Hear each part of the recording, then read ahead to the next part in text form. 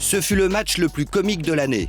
À gauche, Nursultan Nazarbayev, président d'un pays, le Kazakhstan, que personne n'est capable de situer sur une carte. Ancien apparatchik communiste, il dirige d'une main de fer depuis 20 ans cette ex-république socialiste gorgée de pétrole.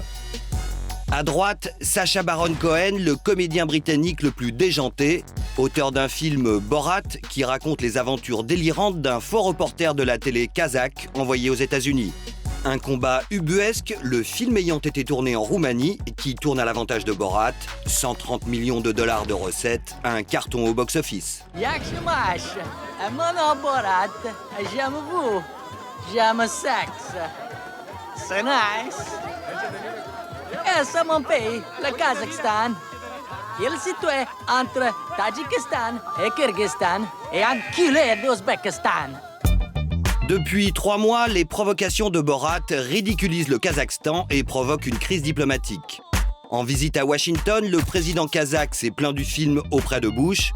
Trop tard, aux yeux du monde occidental, Borat est devenu l'ambassadeur trash du Kazakhstan et le camarade président est obligé de se justifier à chaque sortie officielle, comme ici à Londres le mois dernier.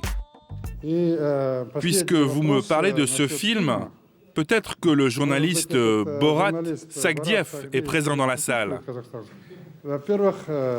Ce film, c'est une comédie. Alors, il vaut mieux tous en rire.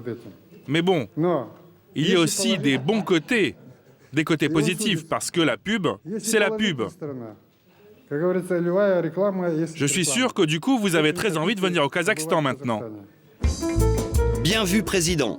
Alors, direction la véritable patrie de Borat, le pays des steppes glacées, un désert 5 fois grand comme la France et 4 fois moins peuplé. Nouvel Eldorado d'Asie centrale, le Kazakhstan abrite d'immenses gisements de pétrole, de gaz et d'uranium.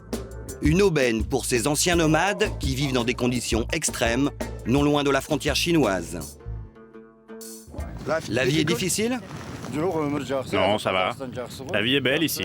On est bien au Kazakhstan. Merci à Allah et merci à Nazarbayev. Grâce à lui, on a tout ce qu'il faut maintenant. De quoi manger, de quoi se vêtir, tout.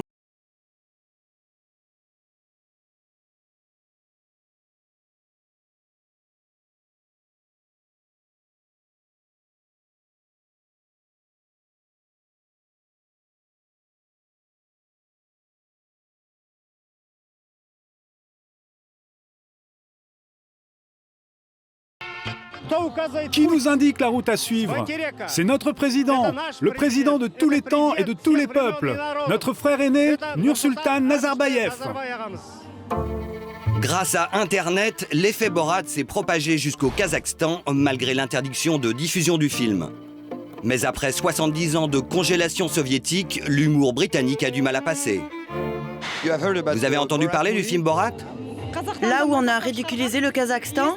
Oui, j'en ai entendu parler. Et je pense que notre président n'a pas aimé ce film. Personne n'a le droit de dire du mal du Kazakhstan. Tous les Kazakhs sont fiers de leur pays. Clou du film, le soi-disant sport national, le lâcher de juifs.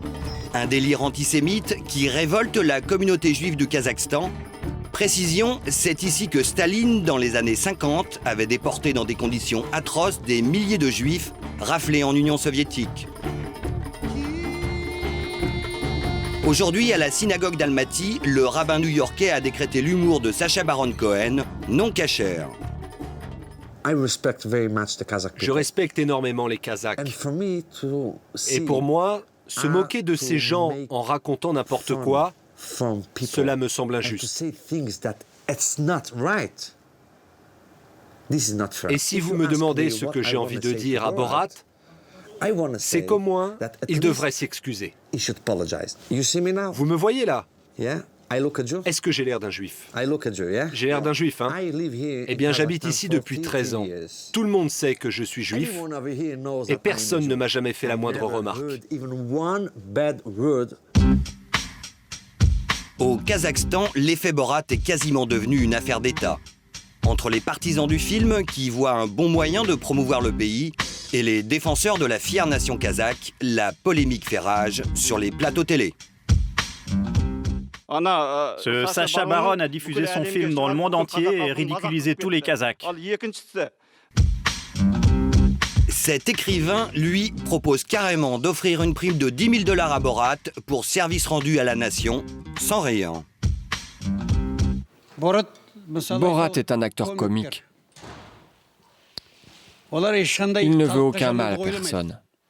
Au contraire, pour le bien du peuple, il met en évidence nos défauts en les exposant avec du rire et nous montre la bonne voie à suivre.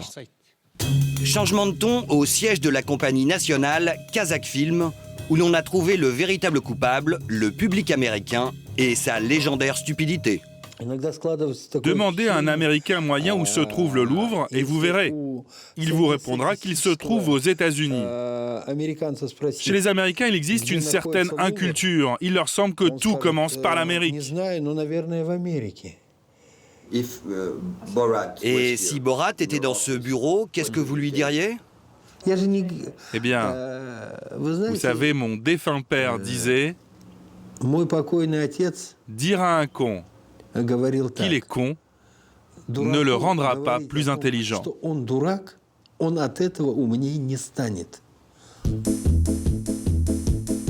Bien que Kazakhstan, très glorieuse nation, il a un problème aussi. C'est pourquoi le ministre de l'Information a décidé de m'envoyer dans les USA. Sur les traces de Borat, nous sommes partis à la rencontre du véritable ministre de l'Information. Direction Astana, la nouvelle capitale politique du pays, qui a poussé comme un champignon plaqué or au milieu des steppes. La dernière folie du président, c'est cette pyramide flambant neuve construite par l'architecte Norman Foster et baptisée Palais de la Paix et de l'Entente. Rendez-vous au 7e étage le jour de la fête nationale, avec un ministre aux idées plus carrées que pyramidales. Ce film est médiocre, plein d'humour noir débile et destiné à des gens limités intellectuellement. Mon budget pour l'année prochaine est de 242 millions de dollars et je ne dépenserai pas un centime pour acheter ce film. Pas de pitié pour Borat. Question popularité, s'il cartonne en Occident, impossible ici de concurrencer le président de tous les Kazakhs, réélu dernièrement avec 91% des voix. Seule consolation, la famille Borat s'agrandit. Nous avons retrouvé son jeune frère, il s'appelle Jantik. C'est l'un des comédiens stars du pays, et lui au moins a tout compris. Borat, please come back, Borat. We're missing you so much. You see, we got so many beautiful girls now. We are rich now, Borat. Please come back to Kazakhstan. Nice.